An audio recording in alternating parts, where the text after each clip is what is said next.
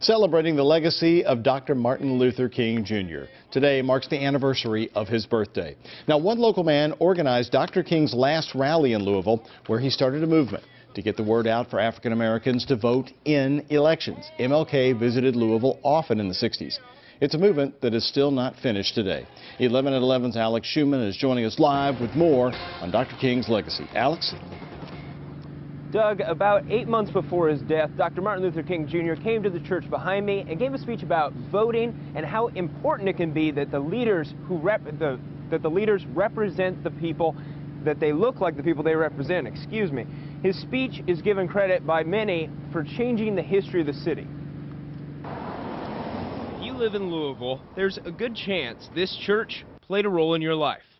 Not necessarily because of religion or because it is the second oldest Black Baptist church in the city. It's because of who Green Street Baptist Church let inside their doors in August 1967. We would hope that the city will be reasonable enough, moral enough, and practical enough to open the doors and do something, even at this late hour, about the whole question of open housing. Little did we know then that that would be his last appearance in Louisville. And of course, that gave it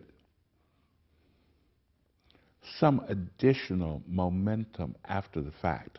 Raul Cunningham organized the rally inside the church. King came to support local politicians and urged the local African-American community to ease up on protests and focus on voting, both in terms of getting other African-Americans to vote and to get African-Americans elected.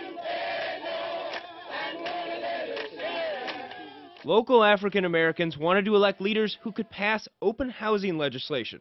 Such a law would protect them from discrimination when trying to find somewhere to live. There were still many churches that wouldn't open their doors to Dr. King because he was considered a troublemaker. You know, whites were on one side of town, blacks were on the other side. Hey, this guy is ruffling feathers. But the local black community responded, spilling out of the church's 700 seats out into the street. Could not get near the front door. It was that packed. A few months later, in 1967, they elected Louisville's first black senator and 3 to the Board of Aldermen, passing an open housing bill not long after. Exposing the injustices. Dr. King never returned to Louisville, and Cunningham says the movement King started is still not done.